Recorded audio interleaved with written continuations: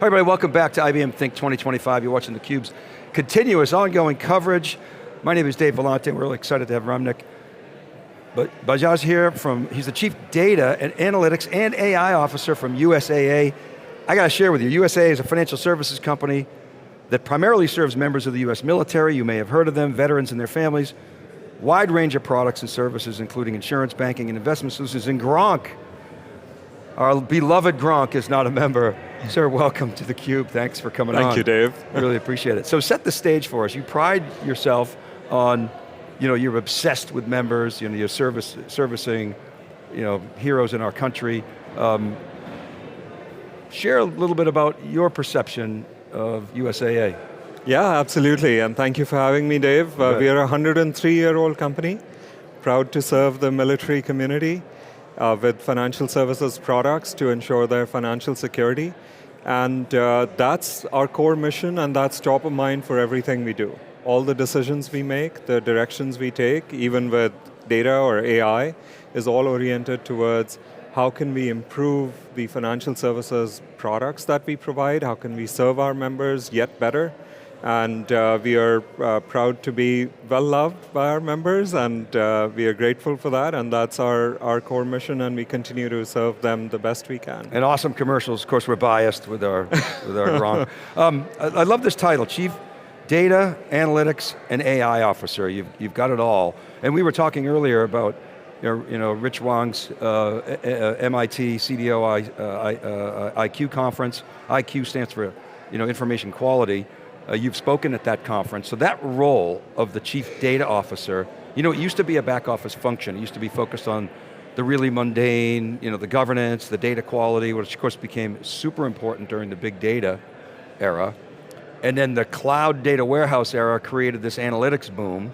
So you got that in your title, and then now you've got AI Officer. It's really interesting to see. I think that makes a lot of sense because AI and data quality go hand in hand, and you're now supercharging the analytics portion of your business to transform it from a historical system of analytic record to something that is a real-time representation of an enterprise. Big vision here, but that's kind of where we're headed in a North Star. But how have you seen that role evolve for you and some of your colleagues? Yeah, Dave, for financial services companies like us, data is the lifeblood. That's the only tangible thing we produce and we process is the data. Starting with the financial crisis, it became very important to manage that data, to govern that data, as you said, to manage the quality of that data, make sure it's reliable, it's fit for the purpose that we apply it to. And then we've come to realize that there is a lot of value outside of just the reports we have to produce and the risk management that we have to do for financial services in that same data set. There are insights we can draw about our customers, there are insights that we can draw about ourselves as a business, our functioning of the business. So analytics has really moved the needle in that, and now with the emergence of AI into the scene, and we used to do a lot of machine learning, artificial intelligence, even prior to the Gen AIs, but the combination of the machine learning techniques, the advanced analytic techniques, and now the AI techniques really open up the value that we can get out of the data we have, both the structured data, which we have been catering a lot to as CDOs for a while, but now increasingly the unstructured data, all of the data that we didn't really have the tools to draw insights from, but with the emergence of Gen AI, we can do a lot of rich analytics on unstructured data. I call it first-class data now, that it is possible to do those types of analytics. And having all of those in one place in the enterprise, I think really supercharges our ability to move fast and move responsibly. Because if we have all of that distributed out, sure, we might have more experimentation and we might have more people trying many things, but with a technology like Gen AI, it's important to also learn our way into the right architectural patterns that can give us not just speed to market, but also reliability, accuracy, preserving trust, preserving privacy, and all of those core data management functions kind of tie very well into that genre. And because you're part of a highly regulated, I mean, that was always the chief data officer always first emerged out of financial services, healthcare, and government. So it's sort of a forcing function for you guys to be ahead of the curve. When Gen AI came onto the scene, how did you fund it? Did you have to steal, 45% of the customers we survey with our partner ETR tell us that they had to steal from other budgets in order to fund their Gen AI. And some of it was IT budgets, some of it was line of business budgets, application budgets. Was that the case with you? Have you been able to see some material changes in your business that will make this thing self-funding and to provide gain sharing? Can you share with us? Yeah, Dave, AI for us predates Gen AI, so we did have a fairly mature AI program. In fact, we have over 200 deployed AI solutions within our various businesses. And with Gen AI, we merged that into our overall AI program. We call it AI at USAA. And our funding for that is based on essentially an intake process where we evaluate every incoming use case against a few measures. One of them, of course, is it feasible for AI to address the problem that is being posed? The second is, will AI generate value if we were to implement an AI solution for that use case? And that value could be revenue, it could be cost reduction, it could be risk reduction, and it could be the experience our customers get. We call them our members. So our member experience is also part of that value equation. So when we decide to use AI for a use case, we have already evaluated that it will give us value at least along one of these 4 dimensions, if not multiple of them. Right. And then of course we look at AI also from the lens of, from a legal risk, compliance, and privacy and ethics perspective, if we should implement AI for that use case. Once it passes all of those tests, then we go ahead and implement AI solutions. And so the side effect of that is, for every one of our AI solutions that we've implemented, we do have a positive value contribution. In most cases, it's positive ROI. In other cases, it's an improvement to our member satisfaction or an improvement to our employee experience, which are also important for us as a company. So people, the narrative in the industry, certainly in the trade press, we've talked about a lot, is a lot of firms struggle on the ROI of AI. I actually think it's very easy to find ROI on AI, but it oftentimes may be very small. It might not be a big NPV. Those are a little bit more risky. So would you say that you're kind of started out hitting singles and now you're moving into the big bat, use a baseball analogy, yes. The big sluggers in the order? Is that the case, or are you still sort of hitting these quick wins? I would say with our traditional AI solutions, we had many big wins. Right. In our back office, we had automated many processes, being an insurer for properties, having aerial imagery of those properties and be able to detect changes in a property. Let's say you put a pool in or you put solar panels. It's important for us to inform the homeowner that those things aren't covered in their policy. We don't want them to find out after something terrible happens. So we have been using AI to do that kind of work, to scan aerial images periodically and inform our insureds of any of their property changes that may not be covered by their current policy. We also use aerial imagery to analyze total loss of properties after a natural disaster, a fire or a hurricane. That helps us to speed up the claims process. And so we've had very mission critical functions being done by AIs even before Gen AI. And then Gen AI, of course, is supercharging that. We have started out small. I would say, in your analogy, scoring singles, still get positive value, positive ROI from that. But increasingly, we are tackling more and more complex problems in our business, which will have the big impact, right? Which will have big ROI. I think, in my experience, tracking ROI of front or back office automations with AI is fairly straightforward. Instrumentation needs to be built in so you can track the improvement in either service or speed of service or cost to serve and so forth. You can build that instrumentation and it's straightforward.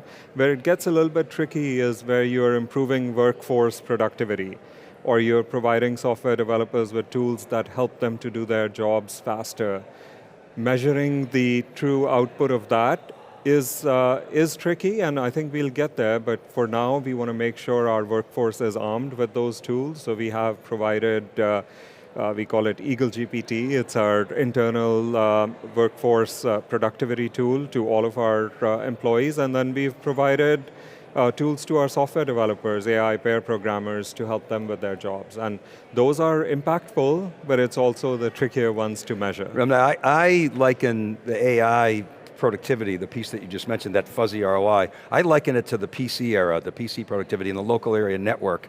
I remember when we put in our first LAN at IDC, it was like, we need a LAN. The same management was like, well, why? What's the business value? And it's like, it was just so obvious, and it just was so overwhelming.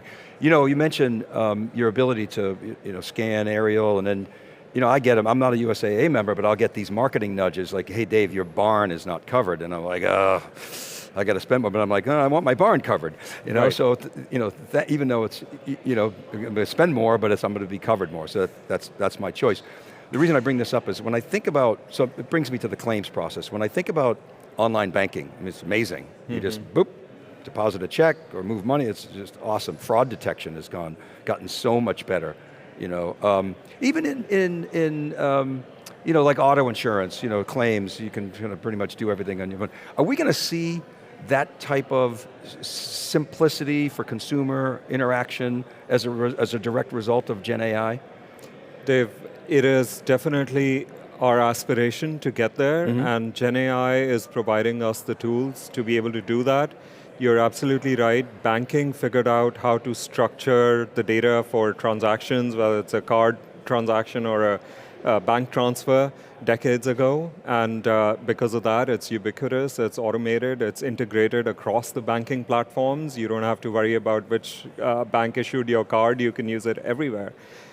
Insurance, on the other hand, we were never able to get that kind of straight-through processing of any of the underwriting side of it or the claim side of it, simply because the data is so unstructured.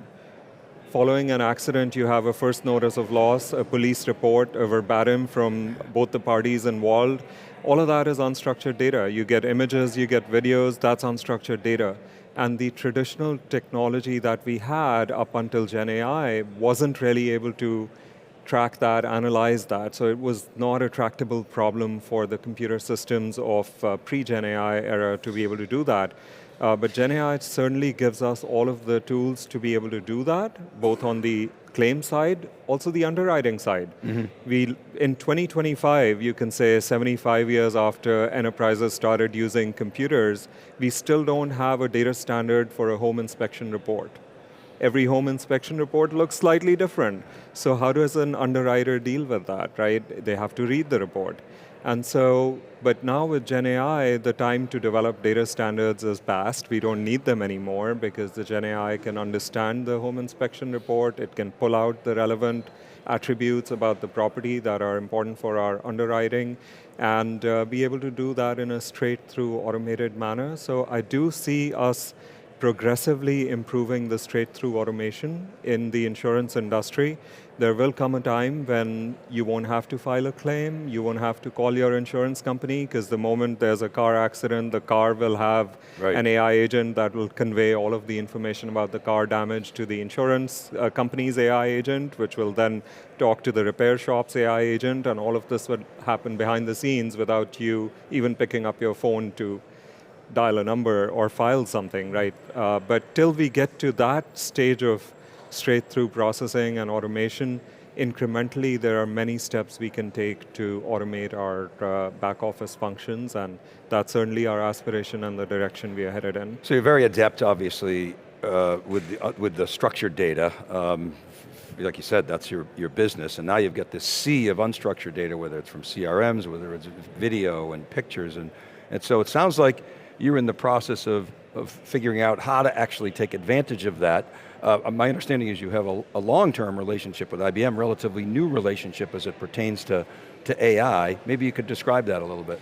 That's right. We've been a IBM partner for decades. A lot of our mainframe environments that are still running some of our core processes. And New Z coming. many other, yes. Excited? Indeed, yeah, yeah. I know people who are around here. Absolutely. Yeah. So many aspects of our partnership, our data and AI partnership is relatively new. We've run some very successful pilots with the Watson X products. And we are looking at it from two angles. One is the problem of tackling unstructured and structured data together. And by that I mean, it's not enough to just take a document and treat it as just an English language document. Our documents, claims, or any of the underwriting documents are English language documents, but they have numerical attributes in them. They have very specific attributes. What's the type of the roof? There can only be 6 options. So it's a mix of structured data hidden within an unstructured data format. And to be able to cull out those entities and to be able to use them as structured elements, that's something IBM is providing, and we certainly want to leverage that kind of technology and the concepts around it. On the other hand is the small language models, the Granite family. And we think of it as, we will definitely be using the large language and the very large models, the trillion parameter models for sure. But there is room for the small language models where you want a very specific problem to be solved in a very controlled way.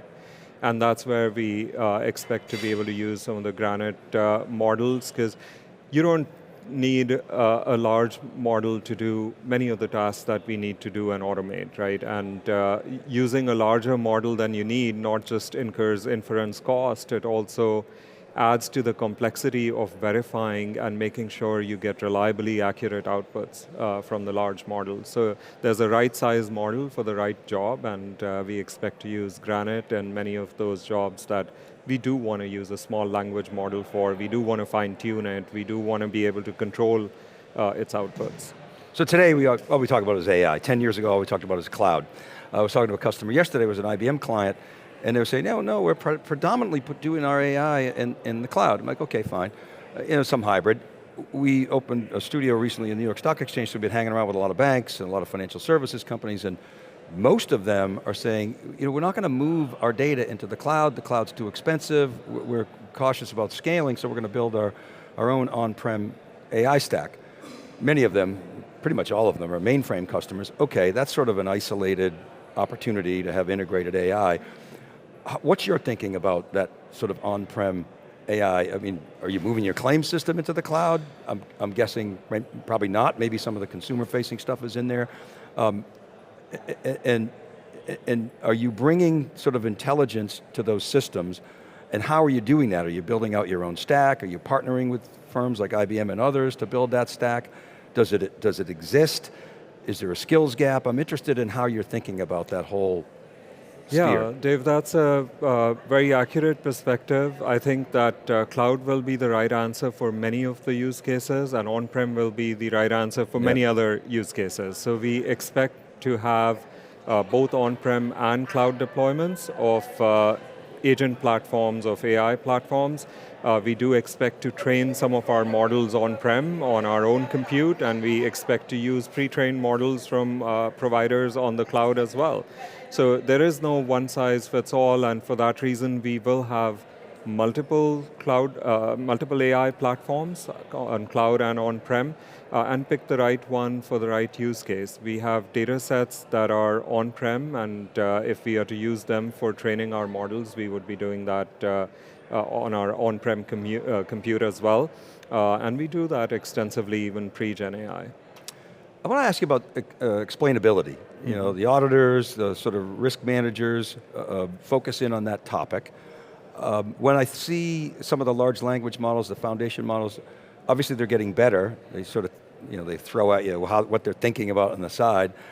Is that enough? Do you need, I know IBM's touting its really main focus on the enterprise. What about explainability? Is what we're getting from the foundation models the right approach? Is it inadequate for your business? What are the regulators telling you? Yeah, there is Certainly for us as a conservative company in a regulated industry and looking at our mission critical use cases like claims or any of the others, that aspect is very important to us. We want to make sure that the AI solutions we create not just have the capability, but they have the reliability to do that task with accuracy every time it does it.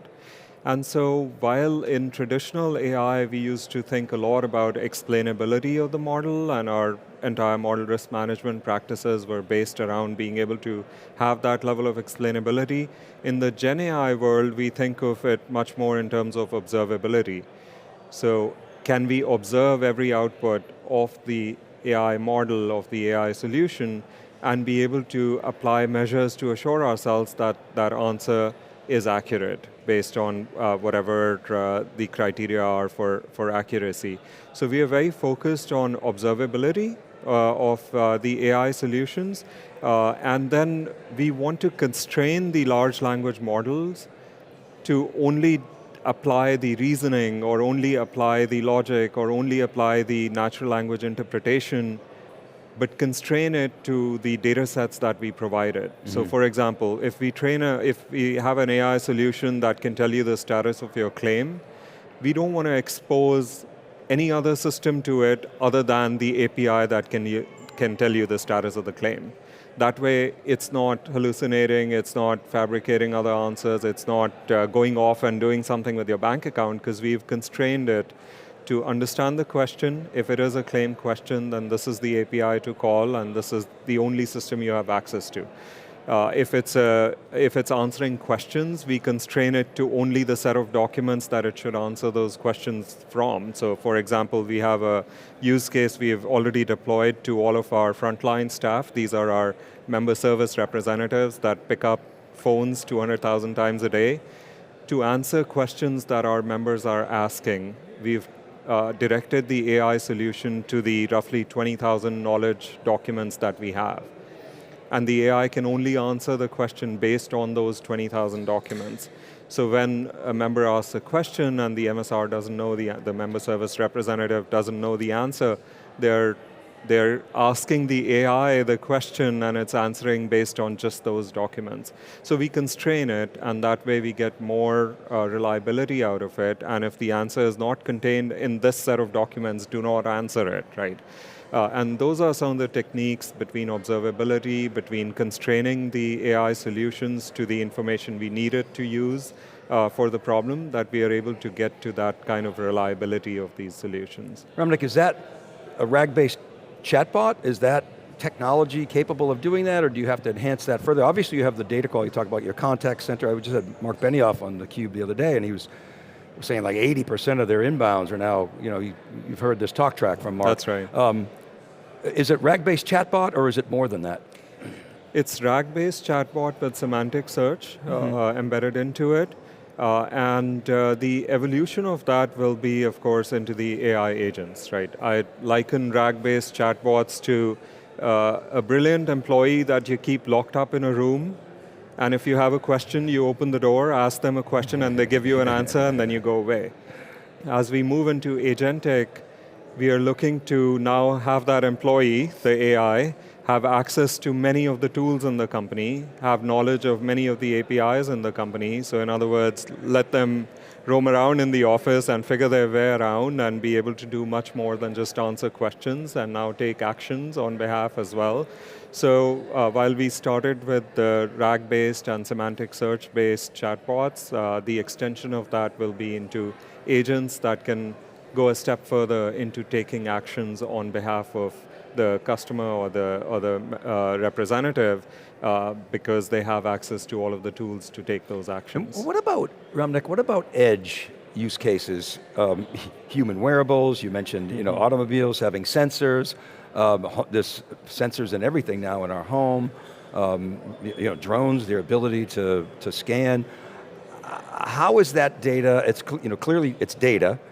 A lot of it's unstructured data. It also brings in privacy concerns. How important is that to you? I'm sure it's important, but how are you leveraging that, and how are you balancing the consumer privacy with the business value that you want to drive? Yeah, It's certainly a very valuable data set, whatever we gather from the edge, whether it's from a mobile device or telematics from a car. We do have a product in the market today which is telematics based, and we offer significant discounts to our auto insurance customers. So that's based on opt-in, those. right? That's opt-in. It's both behavior-based and mileage-based insurance discounts. It's a very popular product amongst our members, and so we are able to do that because we have strong analytics behind all of that data coming from the mobile device or the telematics from the car. They're all opt-in. They're all treated as member data, so we don't think of it as our data or the car's data, or we treat it as we would treat any other member data element. So the same privacy, the same security follows that data as it would for any other data we have about our members. But the benefits of the data that you can collect from the edge are significant. So I do expect consumers, you and me, to see the value in that, to gain the trust that it is being handled responsibly and for the purpose that we want it to be used for. And as long as we do that as a company, as an industry, I believe that usage will only continue to grow. Well, insurance rates, everybody knows they're going up. You have those disasters around the world. They can't just isolate it to one area. You've got to spread the pain, and so anything we can do to lower those costs, and if we're good drivers, good citizens or whatever, we behave well, and we, it's like putting in, it used to be you put an alarm in your house, you get a little discount, but this is, it was a little scratch the surface. This is much more impactful, and it's a win-win. You guys, can save money because you can share the gain, the savings with your customers, and at the same time, folks that maybe are higher risk, pay more. That's precisely. Pretty simple. And the same is true for homeowners policies as well. Yeah. There's a lot of sensors that we can embed into homes that can detect problems, water leaks, for example, and all of that then helps us to reduce the premiums, because we certainly want to avoid those things happening. We want to avoid damage before it happens, rather than have to get it all fixed after the fact. And you can be proactive. I think about our cyber insurance supplier who tells us, hey, you've got to plug that port, and you need to update your routers, and thank you. Exactly. And it's a little carrot and stick. Otherwise, your rates are going to go up, and or we're going to drop you. And okay, well, and you might get hacked. So so we appreciate that proactivity. Ramnik, thanks so much for coming on theCUBE. It was really a pleasure having you. Hope to have you back. It was wonderful. Thank you for having me. All right, you're welcome. All right, keep it right there, everybody. This is Dave Vellante from IBM Think 2025 in Boston. We'll be right back right after this short break. You're watching theCUBE.